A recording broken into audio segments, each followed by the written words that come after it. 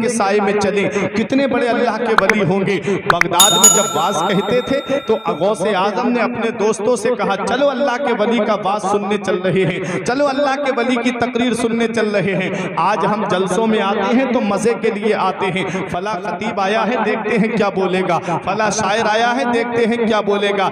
ये नहीं देखते जलसा किस शख्सियत के नाम से है, ये नहीं देखते जलसे को निस्बत कौन सी जात से है। आज हम जलसों में अपने मजे के लिए आते हैं। मेरे गौस कहते हैं अपने दोस्तों से, चलो फला का वली का वाज सुनने चल रहे हैं, नाना की हदीस सुनने को मिलेगी, नाना का फरमाने आलीशान सुनने को मिलेगा, कुरान की आयतें सुनने को मिलेंगी। मेरे गौस जैसे ही मजलिस में दाखिल हुए, 18 साल की उम्र में गौसे आजम बगदाद पहुंचे थे तालीम हासिल करने के लिए। हज़रात देखें गौसे आजम की जवानी का आलम था। जैसे ही गौसे आजम अल्लाह के वली जब वाज कर रहे थे अंदर दाखिल हुए, शेख अबुल वफा की नजर पड़ी, कहा कि इस बच्चे को बाहर निकाल दिया जाए। गौसे आजम का हाथ पकड़ा, उनके मुरीदों ने पकड़ करके बाहर कर दिया। जितने लोग मजमे में बैठे थे गौसे आजम को देखने लगे। फिर गौसे आजम ने बुरा नहीं माना, फिर अंदर आ गए बात सुनने के लिए। अल्लाह के वली ने फिर कहा, मैंने कहा ना इस बच्चे को बाहर निकाल दिया जाए। और उन गौसे आजम का हाथ पकड़ के बाहर कर दिया जाता है। इतने बड़े मजमे में आप लोग बैठे हैं, मैं किसी एक भाई का नाम लेके कहूँ इसको बाहर निकाल दिया जाए तो आप मुझे नहीं देखोगे बल्कि निकलने वाले को देखोगे कि कौन है, किसको निकाला जा रहा है। गौसे आजम को जब तीसरी मर्तबा निकाला गया तब भी मेरे गौस ने बुरा नहीं माना, आ गए फिर भी वाज सुनने के लिए। अब शेख अबुल वफा ने बुलाया, इस बच्चे को मेरे पास लेकर के आओ। देखो मेरे गौस का मकाम, देखो मेरे गौस की शान। शेख अबुल वफा फरमाते मेरे पास लेकर के आओ। जिस मसनद पे बैठे हुए थे उतर गए मसनद से, गौसे आजम को बिठा दिया उस मसनद पे। उसके बाद कहा, ए बगदाद वालों कान खोल करके सुन लो, मैंने इनको बाहर निकलवाया अपनी मजलिस से। उसका मतलब इनकी बेइज्जती करना नहीं था, इनका तो इनकी तौहीन करना नहीं था। इनको मैंने बार बार इसलिए निकलवाया था ताकि तुम में का हर इंसान गौर से देख ले और इन्हें पहचान ले। ये कोई मामूली शख्सियत नहीं है, अरे यही तो वो शख्सियत है जो बगदाद की जामा मस्जिद से ऐलान करेगी, कदमी हाज़िही अला रक़बते कुल्ले वलील्लाह, मेरा ये कदम हर अल्लाह के वली की गर्दन पे है। मैंने तुम सबको गवाह बना करके आज ही इनके कदम को अपनी गर्दन पे ले लिया है। मेरा इमाम पुकार के कहता है, सर भला क्या कोई जाने के है कैसा तेरा, औलिया मलते हैं आंखें वो है तलवा तेरा। माशाअल्लाह सुभान अल्लाह। उसके बाद शेख अबुल वफा ने कहा, या अब्दुल कादिर जीलानी इन्नी राई तो कुल्लो दीकिन यसे हो व यसकुतो इल्ला दीको का यसे हो वला यसकुतो। ए अब्दुल कादिर जीलानी, मेरी निगाहें देख रही हैं, मेरी नजरें देख रही हैं। हर मुर्ग बोलेगा बोल के चुप हो जाएगा, लेकिन जब तुम्हारा मुर्ग बोलेगा तो वो कयामत तक चुप नहीं होगा। मतलब क्या है? मतलब ये है हर वली का चर्चा होगा, हर वली का नाम लिया जाएगा, हर वली का जिक्र किया जाएगा। कयामत आने तक चर्चा कम होता चला जाएगा, मगर वह मेरे गौसे आजम तेरी अजमत का कोई जवाब नहीं, तेरी शान का कोई जवाब नहीं, तेरी बुलंदी का कोई जवाब नहीं, तेरे मकाम सुरैया का कोई जवाब नहीं, तेरे मकाम उज़्मा का कोई जवाब नहीं। गौसे आजम का जब तक चर्चा होगा, गौसे आजम का जब जिक्र होगा तो वो कयामत तक कम नहीं होगा। मेरा इमाम पुकार के कहता है, मुर्ग सब बोलते हैं बोल के चुप रहते हैं, मुर्ग सब बोलते हैं बोल के चुप रहते हैं। हाँ असील एक नवा संज रहेगा तेरा, और तू घटाए से किसी के ना घटा है ना घटे, जब बढ़ाए तुझे अल्लाह ताला तेरा। सुभान अल्लाह माशाअल्लाह। गौसे आजम। उसके बाद शेख अबुल वफा ने एक जुमला कहा था, ये अब्दुल कादिर जीलानी, जब आप बगदाद की जामा मस्जिद से ऐलान करो कि मेरा ये कदम हर अल्लाह के वली की गर्दन पे है, उस दिन इस सफेद दाढ़ी वाले को मत भूलना। इतना बड़ा जुमला, इस सफेद दाढ़ी वाले को मत भूलना, मैं आपकी अजमत को मानता हूँ। मेरा इमाम पुकार के कहता है, सर भला क्या कोई जाने के है कैसा तेरा, औलिया मलते हैं आंखें वो है तलवा तेरा। ये मेरे गौसे आजम की शान है, ये मेरे गौसे आजम का मकाम है। एक दिन गौसे आजम ने ये कसम खाई कि तब तक नहीं खाऊंगा जब तक अल्लाह अपने दस्ते कुदरत से मुझे नहीं खिलाएगा। कई दिन गुजर गए, आपके पीर और मुर्शिद जो है सैयद अबू सईद मखजूमी अलैहिर्रहमा वो एक तबाक में खाना सजा करके लाए और कहा अब्दुल कादरी ये खाना खा लो। आपने खाना खाने से इनकार कर दिया। गौसे आजम के कानों में एक आवाज आती है, उससे पहले आपके शेख अबू सईद मखजूमी ने कहा ये खाना मैं अपनी तरफ से लेके नहीं आया हूँ, मुझे ऐसा हुक्म दिया गया है। कहते हैं कि गौसे आजम के कानों में एक आवाज आई, या अब्दुल कादिर जिलानी बिहक़्क़ि अलैका कुल व बिहक़्क़ि अलैका इश्रिब। ए अब्दुल कादिर जिलानी तुझे मेरे इज्जत व जलाल की कसम तू खा ले, तुझे मेरे इज्जत व जलाल की कसम तू पी ले। जब गौसे आजम खाना छोड़ दे तो अल्लाह अपनी कसमें दे के गौसे आजम को खाना खाने का हुक्म दे। मेरा इमाम पुकार के कहता है कसमें दे दे के खिलाता है पिलाता है तुझे, कसमें दे दे के खिलाता है पिलाता है तुझे। प्यारा अल्लाह तेरा चाहने वाला तेरा, प्यारा अल्लाह तेरा चाहने वाला तेरा। ये मेरे गौसे आजम है। कहाँ कहाँ देखोगे गौसे आजम को। गौसे आजम का मकाम व मर्तबा बहुत बुलंद है। बगदाद की जामा मस्जिद से ऐलान किया मेरा ये कदम हर अल्लाह के वली की गर्दन पे है। उस वक्त ख्वाजा गरीब नवाज खुरासान की पहाड़ियों में चिल्ला काट रहे थे, इबादत कर रहे थे, मुजाहिदे में लगे हुए थे। कहाँ बगदाद और कहाँ खुरासान। गौसे आजम की आवाज जब गरीब नवाज के कान में पहुंची, आज का बदअकीदा कहता है कि कैसे गौसे आजम की आवाज पहुंच गई थी गरीब नवाज के कानों में। हमने कहा क्या तूने कुरान नहीं पढ़ा कि जब हजरत इब्राहिम अलैहिस्सलाम ने काबे की तामीर की और जब काबा मुकम्मल तामीर हो गया तो अल्लाह ने हुक्म दिया कि अब पत्थर पे खड़े होकर के लोगों को इस काबे के तवाफ के लिए बुलाओ। पूरा वाकया कुरान में आया है। जब आप मकाम इब्राहिम पे खड़े हुए वो पत्थर बुलंद होता चला गया और पहाड़ के बराबर बुलंद हो गया।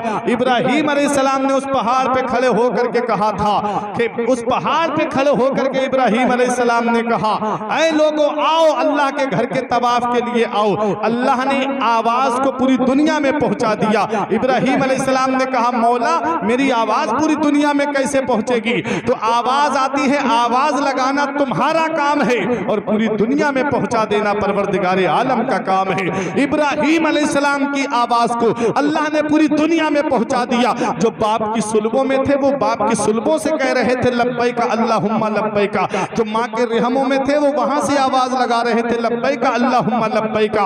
हजरात एक मर्तबा जिसने लब्बैक कहा वो एक मर्तबा हज करने जाएगा, जिसने 2 मर्तबा लब्बैक कहा वो 2 मर्तबा हज करने के लिए जाएगा, जिसने 3 मर्तबा लब्बैक कहा वो 3 मर्तबा हज करने के लिए जाएगा। इब्राहिम अलैहिस्सलाम की आवाज को अल्लाह ने पूरी दुनिया में पहुंचा दिया। तो इब्राहिम अलैहिस्सलाम के गुलाम शेख अब्दुल कादिर जिलानी की आवाज को कदमी हाज़िही अला रब्बते कुल्ले वलियल्लाह, मेरा ये कदम हर अल्लाह के वली की गर्दन पे है। और औलिया अंबिया के मजहर होते हैं, अंबिया किराम से मोजज़ात का सुदूर होता है और वलियों से करामतों का सुदूर होता है।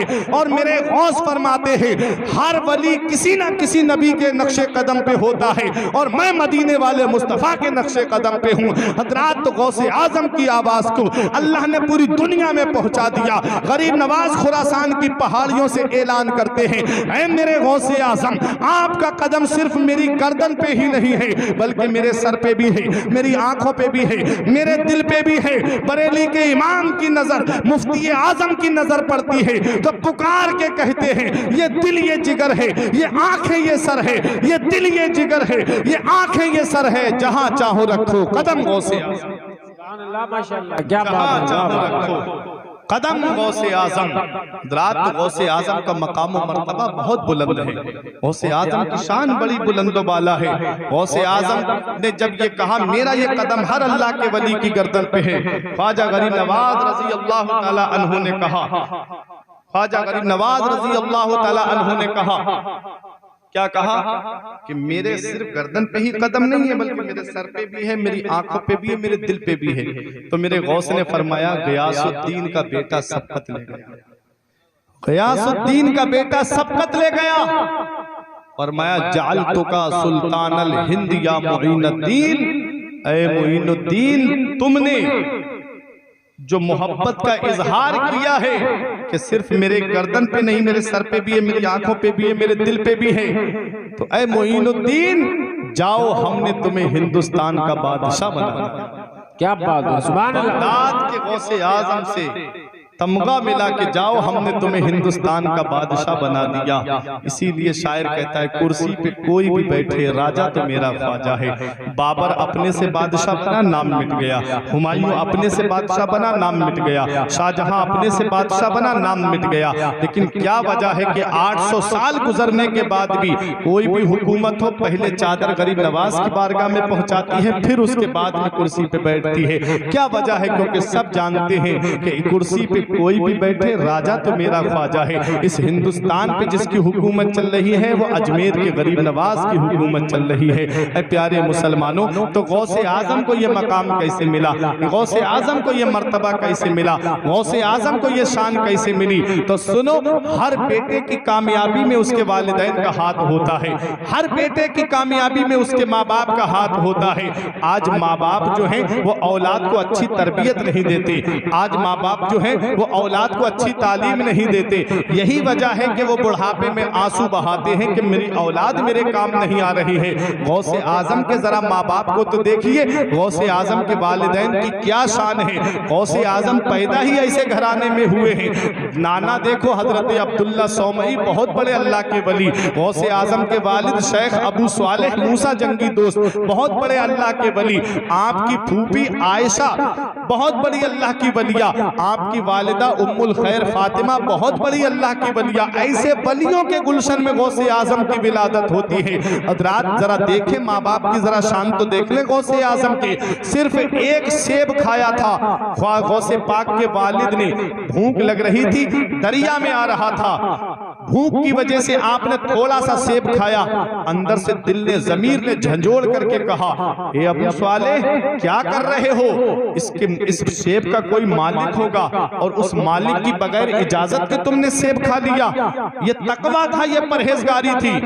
प्यारे मुसलमानों, जब वो कराहत वाला सेब अंदर गया तो रोने लगे कि कल कयामत में अगर मुझसे इसके मालिक ने बदला मांग लिया तो मैं कहां से दूंगा। कई मील का सफर पैदल किया और एक बाग में पहुंचे। वहां जाकर के एक बुजुर्ग से मुलाकात हुई थी। उन बुजुर्ग ने कहा था कि माफ तो कर दूंगा लेकिन तुम्हें मेरे बाग की रखवाली करना पड़ेगी। कई साल तक बाग की रखवाली की। उसके बाद में एक बात बता दूं गौसे आजम के वालिद की। एक दिन अबू स्वालेह मूसा जंगी दोस्त बाग रखा रहे थे।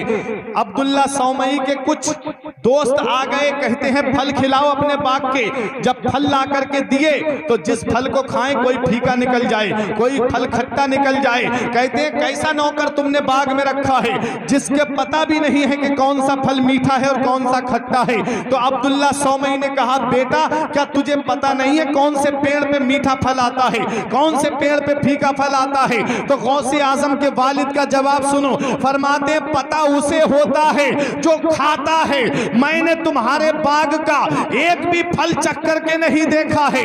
मेहमान कहते कैसी बात कर रहा है? तब अब्दुल्ला सौमई ने कहा, तुम इसका मर्तबा नहीं जानते, तुम इसकी शान नहीं जानते, तुम इसकी रिफात नहीं जानते। मैं जानता हूं। एक दिन सख्त आंधी और तूफान आया था। मैं रात में निकला, मैंने देखा सब लोगों के बाग के फल जमीन पे आ गए थे। और ऐसी आंधी में, ऐसे तूफान में ये नौजवान मेरे बाग में चराग रख करके कुरान की तिलावत कर रहा था। इसका चराग नहीं बुझा था और सबके बागों के फल जमीन पे थे। मेरे बाग का एक फल भी जमीन पे नहीं गिरा था। ये गौसे आजम के वालिद की शान है। जब बाप नेक होता है तो औलाद नेक होती है। जब माँ नेक होती है तो औलाद नेक होती है। जब माँ बाप परहेजगार होते हैं तो औलाद भी परहेजगार होती है।